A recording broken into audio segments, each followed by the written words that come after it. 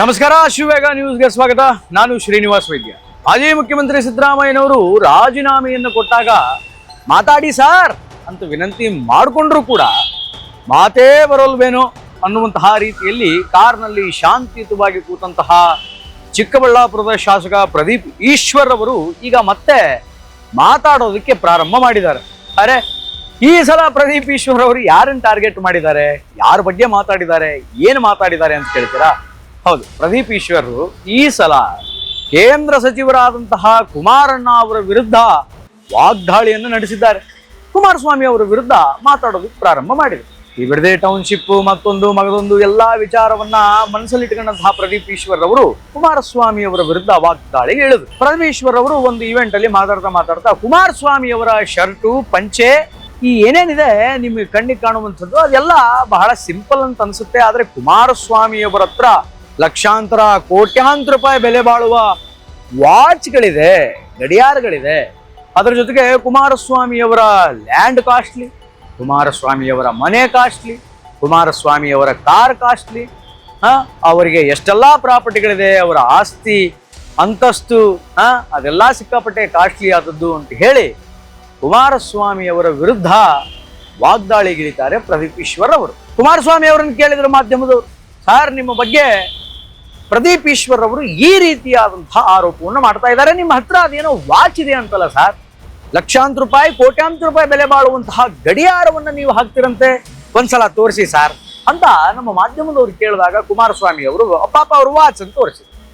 ನೋಡ್ರಿ, ನನ್ನ ಕೈಯಲ್ಲಿರೋದು ಒಂದು ಸಾಧಾರಣ HMT ವಾಚ್. ಆ ವಾಚ್ ಅಲ್ಲಿ ಡಾಕ್ಟರ್ BR ಅಂಬೇಡ್ಕರ್ ಅವರ ಫೋಟೋ ಇದೆ. ಎಲ್ರಿ ಅದೇನೋ SIT ಟೀಮು ಅದು ಒಂದು ಮತ್ತೊಂದು ಮಗದೊಂದು ಅಂತ ಇಟ್ಕೊಂಡಿದ್ರಲ್ಲ, ಕಳಿಸ್ರಿ ಅವ್ರನ್ನ. ಹಂಗೇನಾದ್ರೂ ಲಕ್ಷಾಂತರ ರೂಪಾಯಿ ಕೋಟ್ಯಾಂತರ ರೂಪಾಯಿ ವಾಚ್ ಏನಾದ್ರೂ ಇದ್ರೆ ಆ SIT ಅವರು ಪತ್ತೆ ಹಚ್ತಾರೆ, ಅದೊಂದು ತಂಡ ಇಟ್ಕೊಂಡಿದ್ರಲ್ಲ, ಕಳಿಸ್ರಿ. ತಂದೆಯ ಮೇಲೆ ಆರೋಪ ಮಾಡಿದ್ರೆ ಮಗ ಏನಾದ್ರೂ ಪ್ರತಿಕ್ರಿಯೆ ನೀಡಬೇಕಲ್ಲ. ಅದಕ್ಕೆ ಕುಮಾರಸ್ವಾಮಿ ಅವರ ಮೇಲೆ ಮಾಡುವಂತಹ ಆರೋಪಕ್ಕೆ ಈ ಕಡೆ ನಿಖಿಲ್ ಕುಮಾರಸ್ವಾಮಿ ಅವರು ಕೂಡ ಪ್ರತಿಕ್ರಿಯೆಯನ್ನ ನೀಡಿದರು. ಏನು ಅಂತ ಪ್ರತಿಕ್ರಿಯೆಯನ್ನು ನೀಡಿದರು ನಿಖಿಲ್ ಕುಮಾರಸ್ವಾಮಿ? ನೋಡಿ, ಪ್ರದೀಪ್ ಈಶ್ವರ್ ಬಗ್ಗೆ ನಾನು ಹೆಚ್ಚಾಗಿ ಮಾತಾಡಲ್ಲ. ಯಾರಿಗೆ ಎಷ್ಟು ಆಸ್ತಿ ಇದೆ, ಎಷ್ಟು ಅಂತಸ್ತಿದೆ, ಎಷ್ಟು ಒಡವೆಗಳಿದೆ, ಯಾರ್ಯಾರು ಎಲ್ಲೆಲ್ಲಿ ಏನೇನು ಜಾಗ ಮಾಡ್ಕೊಂಡಿದ್ದಾರೆ ನಂಗೆ ಬಹಳ ಸ್ಪಷ್ಟವಾಗಿ ಗೊತ್ತು. ಆದ್ರೆ ನಾನು ಅದರ ಲೆಕ್ಕಾಚಾರವನ್ನ ಕೊಡೋದಕ್ಕೆ ಹೋಗೋದಿಲ್ಲ. ಅವ್ರು ಮಾತಾಡ್ತಾರೆ ಅಂತ ನಾವು ಮಾತಾಡಿದ್ರೆ ಅದಕ್ಕೆ ಅಂತ್ಯನೇ ಇಲ್ಲ. ಕುಮಾರಸ್ವಾಮಿ ಅವರ ಕೈಯಲ್ಲಿ ಒಂದು ಸಾದಾ HMT ವಾಚ್ ಇದೆ, ಅದರಲ್ಲಿ ಅಂಬೇಡ್ಕರ್ ಅವರ ಭಾವಚಿತ್ರ ಇದೆ, ಅದು ನಿಮಗೆ ಗೊತ್ತೇನ್ರಿ ಅಂತ ಹೇಳಿ ಪ್ರದೀಪ್ ಈಶ್ವರ್ ಅವರಿಗೆ ನಿಖಿಲ್ ಕುಮಾರಸ್ವಾಮಿ ಟಕ್ಕರನ್ನ ಕೊಟ್ಟರು. ಇದೆಲ್ಲ ಒಂದು ಕಡೆ ಆದ್ರೆ, ಇನ್ನು ತಮ್ಮ ನಾಯಕನಿಗೆ ಈ ರೀತಿಯಾದಂತಹ ಮಾತುಗಳನ್ನು ಆಡಿದಾಗ ಅವರ ಅನುಯಾಯಿಗಳು, ಕಾರ್ಯಕರ್ತರು, ಅವರ ಕೈ ಕೆಳಗೆ ಬೆಳೆದಂಥವರು ಹೆಂಗ ಪ್ರತಿಕ್ರಿಯೆ ನೀಡಬೇಕು? ಇದಕ್ಕೆ ಸಂಬಂಧಪಟ್ಟಂತೆ ಪ್ರದೀಪ್ ಈಶ್ವರ್ ಸ್ಟೇಟ್ಮೆಂಟ್ಗೆ ಸಂಬಂಧಪಟ್ಟಂತೆ ಶಿಡ್ಲಘಟ್ಟಾದ ಶಾಸಕರಾದಂತಹ ರವಿಕುಮಾರ್ ಅವರು ಒಂದು ಚಾಲೆಂಜ್ ಅನ್ನ ಹಾಕ್ತಾರೆ ಪ್ರದೀಪ್ ಈಶ್ವರ್. ಇದೊಂದು ಹೊಸ ಚಾಲೆಂಜ್ ಅಪ್ಪ. ಪ್ರದೀಪ್ ಈಶ್ವರ್ ಅವರು ಅನೇಕ ಚಾಲೆಂಜ್ಗಳನ್ನ ಮಾಡ್ತಾ ಇದ್ರು. ಅದು ಸ್ವೀಕರಿಸಿದಾರೋ ಬಿಟ್ಟಿದಾರೋ ಅಥವಾ ಸ್ವೀಕರಿಸಿ ಅದೆಷ್ಟರ ಮಟ್ಟಿಗೆ ಎಕ್ಸಿಕ್ಯೂಟ್ ಮಾಡಿದಾರೋ ಗೊತ್ತಿಲ್ಲ. ಬಟ್ ಈಗೊಂದು ಹೊಸ ಚಾಲೆಂಜ್. ಕುಮಾರಸ್ವಾಮಿ ಅವರ ವಿರುದ್ಧ ನೀವು ಇಲ್ಲ ಸಲ್ಲದ ಮಾತುಗಳನ್ನು ಆಡ್ತಾ ಇದಿರಲ್ಲ mister Pradeep Eshwar. Upcoming 2028 elections ಗಳಲ್ಲಿ ಒಂದು ವೇಳೆ ನೀವೇನಾದ್ರೂ ಗೆದ್ದು ಬಿಟ್ರೆ ನಾನು ನಿಮ್ಮನೆ ವಾಚ್ಮ್ಯಾನ್ ಆಗ್ತೀನಿ. ಶಿಡ್ಲಘಟ್ಟ ಶಾಸಕರು ಹೇಳಿದ ಮಾತಿದು. ಒಂದು ವೇಳೆ ನೀವೇನಾದ್ರೂ 2028 ಚುನಾವಣೆಯಲ್ಲಿ ಗೆದ್ದು ಬಿಟ್ರೆ ನಾನು ನಿಮ್ಮ ಮನೆ ವಾಚ್ಮ್ಯಾನ್ ಆಗ್ತೀನಿ. ಒಂದು ವೇಳೆ ನೀವೇನಾದ್ರೂ ಗೆದ್ದು ಬಿಟ್ರೆ ನೀವು ನಮ್ಮ ಕುಮಾರಣ್ಣನ ಮನೆ ಸೆಕ್ಯೂರಿಟಿ ಆಗ್ತೀರಾ, ಚಾಲೆಂಜಿನ ಅಕ್ಸೆಪ್ಟ್ ಮಾಡ್ತೀರಾ ಅಂತ ಹೇಳಿ ಶಿಡ್ಲಘಟ್ಟಾದ ಶಾಸಕ ರವಿಕುಮಾರ್ ಅವರು ಹೊಸ ಚಾಲೆಂಜ್ ಅನ್ನ ಪ್ರದೀಪ್ ಈಶ್ವರ್ ಅವರಿಗೆ ಹಾಕಿದ್ರು.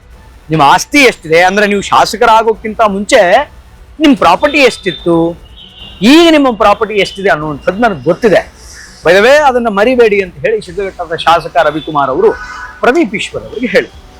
ನನಗೆ ಅದೆಲ್ಲವೂ ಕೂಡ ಸಂಪೂರ್ಣವಾದಂತಹ ಮಾಹಿತಿ ಇದೆ. ಆದ್ರಿಂದ ವೈಯಕ್ತಿಕವಾದಂತಹ ತೇಜೋವಧಿ ಮಾಡೋದನ್ನ ಒಂದು ಸ್ವಲ್ಪ ಕಡಿಮೆ ಮಾಡ್ಕೊಳ್ಳಿ. ಕುಮಾರಸ್ವಾಮಿ ಅವರ ವಿರುದ್ಧ, ದೇವೇಗೌಡರ ವಿರುದ್ಧ ಹೆಂಗ್ ಬೇಕೋ ಹಂಗೆ ಮಾತಾಡೋದು ನಿಲ್ಲಿಸಿ. ನೀವು ಚಿಕ್ಕಬಳ್ಳಾಪುರದಲ್ಲಿ ಗೆದ್ದಿರೋದು ಕೇವಲ ಕಾಂಗ್ರೆಸ್ ಮತಗಳಿಂದಲ್ಲ, JDS ಮತಗಳು ಕೂಡ ನಿಮ್ಮ ಪಾಲಿಗಿದೆ ಅನ್ನೋದನ್ನ ಮರಿಬೇಡಿ ಅನ್ನುವಂತಹ ಎಚ್ಚರಿಕೆಯನ್ನ ಈ ಕಡೆ ಶಿಡ್ಲಘಟ್ಟಾದ ಶಾಸಕ ರವಿಕುಮಾರ್ ಅವರು ಪ್ರದೀಪ್ ಈಶ್ವರ್ ಅವರಿಗೆ ಕೊಟ್ಟರು. ಬಟ್ ಗೊತ್ತಿಲ್ಲ, ಅಪ್ಕಮಿಂಗ್ ಎಲೆಕ್ಷನ್ಸ್ ಅಲ್ಲಿ ಆಸ್ ಪರ್ ರವಿಕುಮಾರ್ ಹೇಳಿದಂತ ಒಂದ್ ವೇಳೆ ಪ್ರದೀಪ್ ಈಶ್ವರ್ ಅವರು ಗೆದ್ರೆ ಇವ್ರೇನೋ ಅವ್ರ ಮನೆ ಸೆಕ್ಯೂರಿಟಿ ಆಗ್ತಾರಂತೆ. ಒಂದ್ ವೇಳೆ ಇವ್ರೇನಾದ್ರೂ ಸೋತಾರೆ ಅಂದ್ರೆ, ಪ್ರದೀಪ್ ಈಶ್ವರ್ ಏನಾದ್ರೂ ಸೋತ್ರೆ ಇವರು ಕುಮಾರಣ್ಣನ ಮನೆಯ ಸೆಕ್ಯೂರಿಟಿಯಾಗಿ ಕಾರ್ಯನಿರ್ವಹಿಸಬೇಕಂತೆ. ಹಂಗಂತ ಹೇಳಿ ಒಂದು ಚಾಲೆಂಜ್ ಹಾಕಿದ್ದಾರೆ.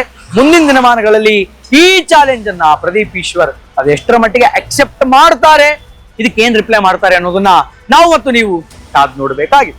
ಒಟ್ಟಾರೆಯಾಗಿ ಇದು ಈ ಹೊತ್ತಿನ ವಿಶೇಷ. ನಿರಂತರ ಸುದ್ದಿಗಾಗಿ ನೋಡ್ತಾ ಇರಿ ಅಶ್ವವೇಗ ನ್ಯೂಸ್. ಇದು ಸತ್ಯಾನ್ವೇಷಣೆಯ ಓಟದಲ್ಲಿ.